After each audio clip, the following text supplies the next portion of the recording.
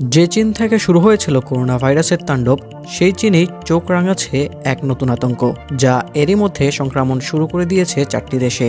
সবচেয়ে ভয়ের কারণ, পাশের দেশের ভারতের কর্ণাটকা, চেন্নাই HMPV ভাইরাসে আক্রান্ত হয়েছেন বেশ কয়েকজন। তবে কি বাংলাদেশও রয়েছে এই ঝুঁকির তালিকায়? করোনার মতো এই রোগটিও ভয়ানক প্রাণঘাতীর রূপ নেবে কিনা তা নিয়ে শুরু হয়েছে এক নতুন শঙ্কা। তবে সেই সংখ্যা নিয়ে আশ্বস্ত করেছে চীন এবং ভারতের বিজ্ঞানীরা। বলেছেন, হিউম্যান মেটাপনিউমো ভাইরাস ঠান্ডা জড়িত এক ধরনের সাধারণ রোগ। বহু বছর ধরে সক্রিয় এই ভাইরাসটি বিজ্ঞানীদের কাছে ভালোভাবেই পরিচিত হওয়া। এই নিয়ে আতঙ্কিত না হওয়ার কথা জানাচ্ছেন তারা। চীনের disease control of prevention centre CDC এর বিজ্ঞানীরা বলেছেন, HMPV নতুন কোনো হুমকি নয়। 60 বছরেরও বেশি সময় ধরে পৃথিবীতে বিস্তার ঘটাচ্ছে এই ভাইরাসটি। 2001 সালে ইউরোপীয় দেশ নেদারল্যান্ডসে প্রথমবারের মতো এই ভাইরাসটি শনাক্ত করা হয়। ঠান্ডার মৌসুমে বিভিন্ন দেশেই বিস্তার ঘটে এই ভাইরাসটির।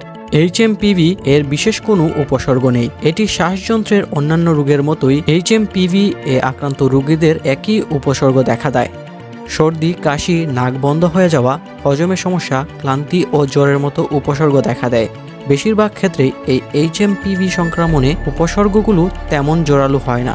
এই HMPV ভয়াবহতা করোনা বা ইনফ্লুয়েঞ্জার মতো নয়।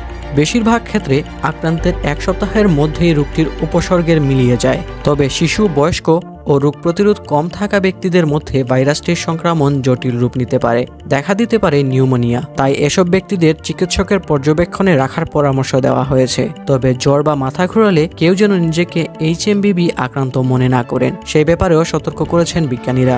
করোনার টিকা আবিষ্কার হলেও HMPV এর কোনো নির্দিষ্ট টিকা বা ঔষধ নেই। ভাইরাসটিতে আক্রমণ হলে পর্যাপ্ত পরিমাণ বিশ্রাম, পুষ্টিকর ও নিয়মিত খাবার গ্রহণের পরামর্শ দেওয়া হয়েছে।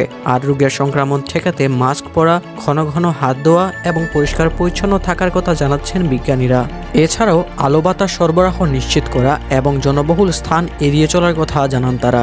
HMPV এর কারণে হাসপাতাল বা মর্গে তিল ধারণের ঠাঁই নেই। সামাজিক যোগাযোগ মাধ্যমে ছড়িয়ে পড়া এমন দাবিগুলো নাচক করে দিয়েছে চীন। করোনার মতোই আরও একটি মহামারীর সংখ্যাও উড়িয়ে দিয়েছেন বিজ্ঞানীরা। মাস্ক পরা এবং জনবহুল স্থান এড়িয়ে চলার পরামর্শ দিলেও লকডাউনের কোনো সম্ভাবনা আপাতত নেই।